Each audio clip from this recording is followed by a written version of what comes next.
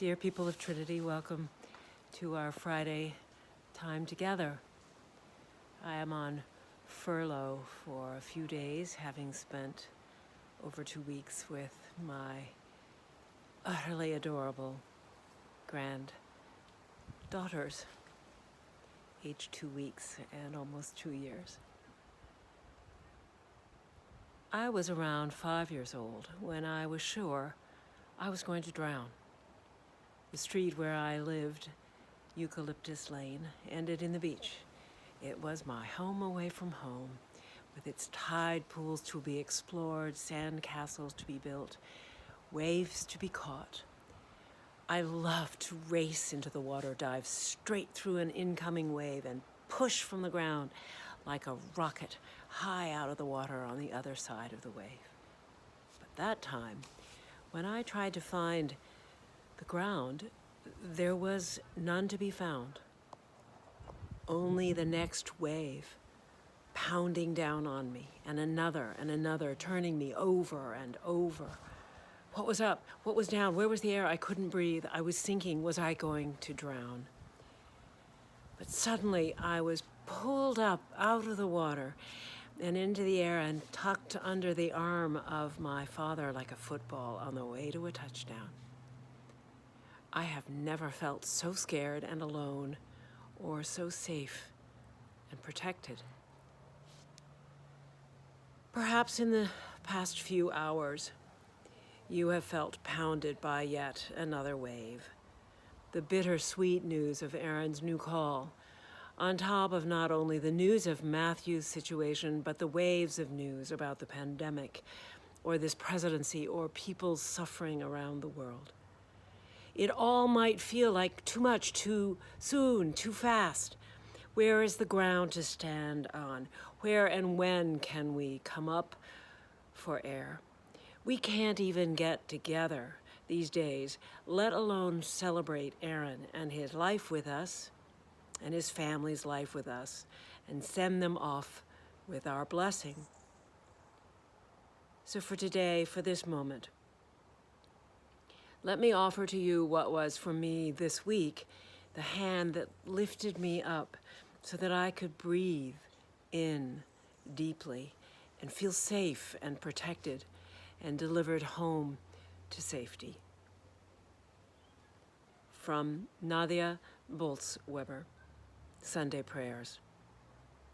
I do not know when we can gather again in worship, Lord.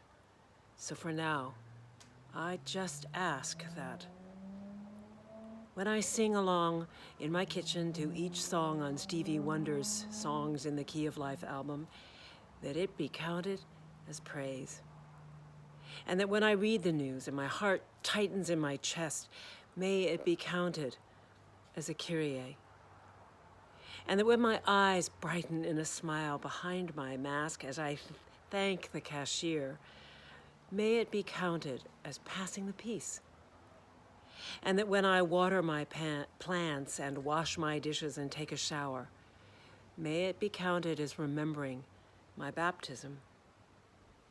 And that when the tears come and my shoulders shake and my breathing falters, may it be counted as prayer. And that when I stumble upon a Tabitha Brown video and hear her grace and love of you, may it be counted as hearing a homily. And that as I sit at that table in my apartment and eat one more homemade meal, slowly, joyfully, with nothing else demanding my time or attention, may it be counted as communion. Amen. So this is why having a spiritual practice, a prayer practice, a way of life where we seek God to pull us out of our drowning. It makes sitting in uncertainty and imbalance bearable. It shows us an opening to possibilities despite frightening, disturbing news. It allows our hearts to reach beyond our mind's limitations. It alleviates the anxieties that plagues us and reminds us that each day we lament our condition is also a day filled with choices to do something about it, to respond in new and glorious and loving and creative and compassionate ways. So how blessed we are to journey with one another. How blessed we are to be so close that when we say goodbye, it hurts. How blessed we are to have the opportunity to meet new companions along the way. How blessed we are to have the opportunity to reshape our community at Trinity, and even perhaps the world. Amen.